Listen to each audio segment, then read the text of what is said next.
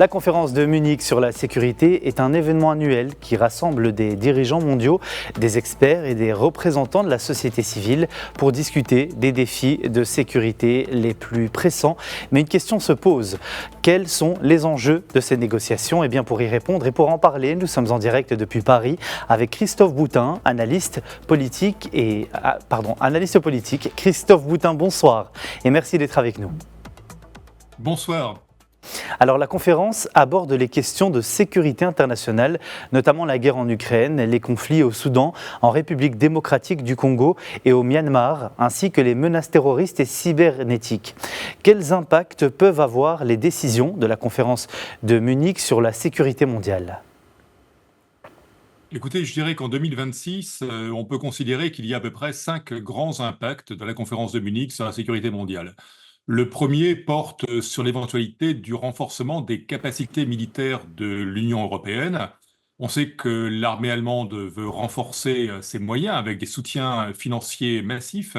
Et puis il y a la question des programmes communs, des programmes de missiles, des programmes d'utilisation parfois de certaines armes.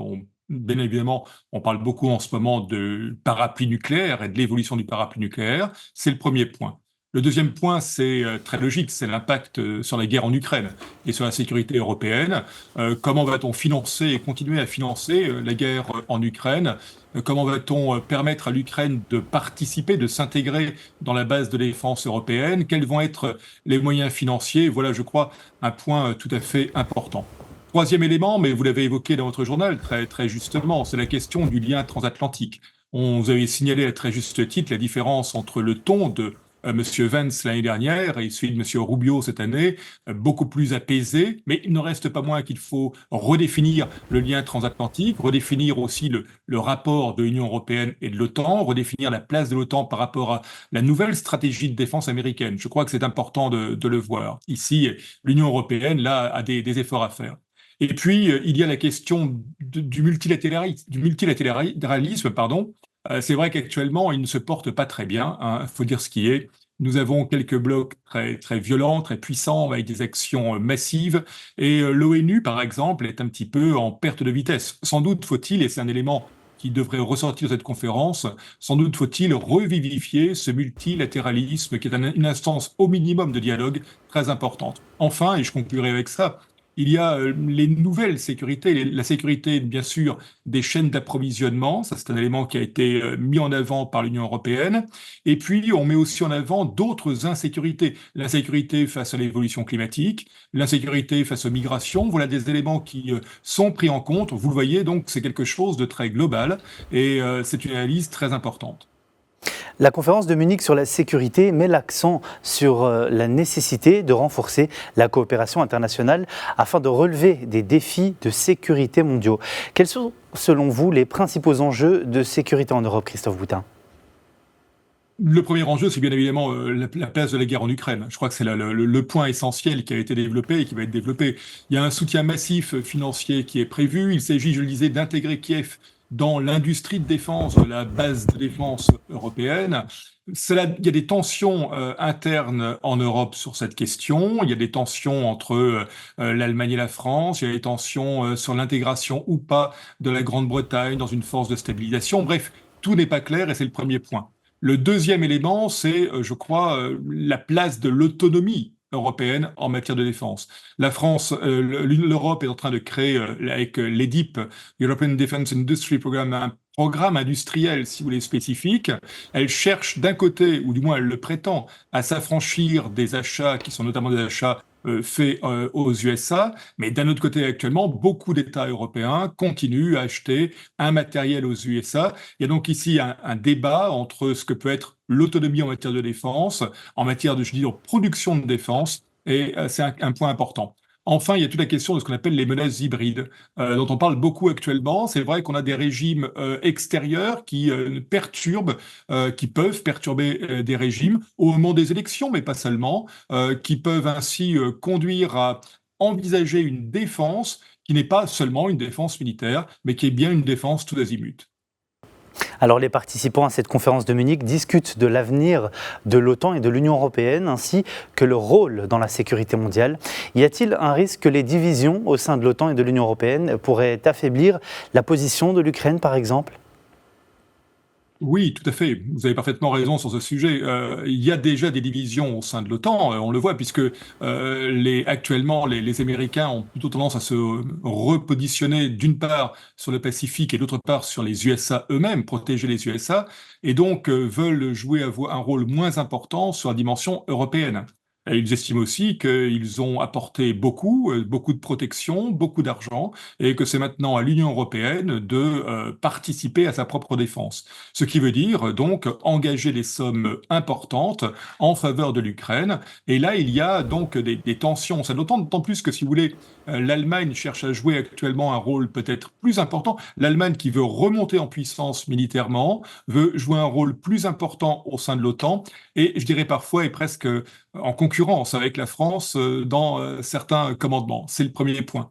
Et le deuxième point, on évoquait les fractures au sein de l'OTAN, mais aussi les fractures au sein de l'Union européenne, puisqu'il y a des pays de l'Union européenne qui ne sont pas d'accord avec, d'abord, avec le volume de l'aide qui est accordée à l'Ukraine, et deuxièmement, qui ne sont pas du tout d'accord avec la perspective de mettre en Ukraine des éléments, après un éventuel cessez-le-feu, après la signature d'accords de paix, des éléments pour stabiliser la situation en Ukraine. Ils estiment que c'est trop risqué. Voilà les éléments, les débats, avec donc des conséquences pour l'Ukraine difficiles, parce que si l'aide structurelle commence à manquer, eh bien, elle aura d'autant plus de mal à éviter d'avoir à négocier une perte territoriale lors du dialogue avec la Russie. Les participants à cette conférence de Munich parlent également de la nécessité de renforcer le multilatéralisme et l'ordre international. Dans ce cadre, plusieurs mesures ont été prises par l'Europe afin de renforcer sa défense et sa sécurité. Peut-on admettre qu'il s'agit là d'une réponse à la nouvelle stratégie de sécurité américaine, selon vous ? Oui, tout à fait. Oui, tout à fait, parce que la stratégie américaine actuellement, la stratégie de défense nationale de 2026, telle qu'elle a été présentée, est une stratégie qui vise à sécuriser les frontières américaines, qui vise à partager les charges et donc à se désengager partiellement en Europe, qui vise à sécuriser le continent américain au sens large. On est vraiment dans la doctrine Monroe revécue, revisitée par Trump, je dirais, et qui n'oublie bien sûr pas la dimension qui pourrait être essentielle, ce qui est la dimension pacifique, avec le conflit avec la Chine. Face à cela, que peut faire l'Europe? L'Europe peut essayer d'arriver, je le disais tout à l'heure, à cette autonomie stratégique. Ça demande d'abord d'énormes moyens financiers, ça demande aussi de développer les moyens d'une base de défense, d'une industrie de défense qui soit commune, efficace. La question se pose de l'éventuel maintien de troupes américaines en Europe. Ça a été évoqué là, et on sent bien, d'ailleurs on l'a vu avec l'évolution que vous évoquez entre M. Vance l'année dernière et M. Rubio cette année. On voit bien qu'il y a peut-être quand même ici une tension qui va peut-être disparaître. Parmi les autres thématiques abordées, il y a les défis posés par les nouvelles technologies, notamment l'intelligence artificielle, la cybersécurité et les systèmes d'armes autonomes. Quels sont les autres enjeux de sécurité les plus pressants abordés lors de la conférence ? Les enjeux de sécurité les plus pressants, vous avez raison, c'est ça, c'est la cybersécurité, ce sont les armes autonomes, mais au-delà, il y a des éléments plus généraux, parce que dans la conférence, on a évoqué les problèmes des alliances élargies, on a évoqué ce dont vous parliez tout à l'heure, c'est-à-dire la nécessité du multilatéralisme. En ce sens, on a envisagé la possibilité de faire des alliances locales avec, alors faut-il parler de sud global, je ne sais pas, mais en tout cas, la question qui a été importante, qui a été évoquée, puisqu'on veut recréer une industrie de défense efficace. Cela suppose qu'il y ait des chaînes d'approvisionnement correctes pour un certain nombre de minerais critiques, par exemple, ou d'énergie. Et pour cela, eh bien, il faut arriver à sécuriser les chaînes d'approvisionnement avec des pays comme l'Inde, le Brésil, l'Afrique du Sud. Et ça, c'est un élément très important, je crois, qui a été vu. Par ailleurs, on évoquait cette guerre hybride qui peut être menée, qui peut être une guerre de l'information, qui est une guerre qui se fait sur, entre guillemets, les arrières, qui vise la population civile à l'arrière des fronts et parfois très loin derrière les fronts. Cette guerre hybride est un élément très important à prendre en compte dans le monde moderne. Je crois l'influence des médias et des réseaux sociaux joue ici un rôle essentiel. Avant de conclure, Christophe Boutin, la conférence de Munich met l'accent sur l'importance de protéger les droits humains, notamment dans les contextes de conflits et de crises humanitaires. Comment est-ce que la conférence aborde, dans les faits, la question des droits humains ? Dans les faits, là, vous posez une question un peu difficile. Les droits humains sont toujours traités de manière très théorique. Vous avez bien raison de poser cette question. À chaque fois, on fait de très belles déclarations sur les droits humains. Là encore, on a eu effectivement des ONG qui ont participé et qui sont venus participer à cela. L'idée, c'est bien la protection universelle des droits humains. L'idée, c'est bien éviter les intimidations, éviter les coups de force. Le chancelier allemand a rappelé, à très juste titre, que l'ordre international, il est fondé sur des règles et que dans ces règles, il y a justement le respect des droits humains, ce qui veut dire qu'il faut respecter la liberté, la dignité des humains face à ceux qui cherchent au contraire à déstabiliser les choses. Cette thématique des droits humains, on peut la rattacher aussi avec la préoccupation de renouer avec le multilatéralisme. Le multilatéralisme, c'est un dialogue tous azimuts, c'est un dialogue qui permet effectivement, sans pression, en essayant d'éviter les coups de force, qui permet de veiller à ce que les droits humains soient protégés sur l'ensemble de la planète. Et puis, il y a bien évidemment l'idée que la sécurité est le premier des droits humains, la sécurité des populations. Voilà pourquoi on pourrait parfois qualifier je dirais, de pragmatisme, si vous voulez, les choix qui sont faits. Mais n'oublions pas encore une fois que sans sécurité, le reste des droits humains, cela devient secondaire. Alors, lorsque ma vie est menacée en permanence, savoir si je peux m'exprimer devient secondaire. Et effectivement, dans ce cadre, remettre la sécurité au premier plan, c'est bel et bien travailler sur les droits humains. Merci beaucoup Christophe Boutin pour votre analyse et d'avoir répondu à toutes nos questions. Sachez que c'est toujours un plaisir de vous recevoir en tant qu'invité. Je vous rappelle que vous êtes analyste politique et que vous étiez en direct avec nous depuis Paris.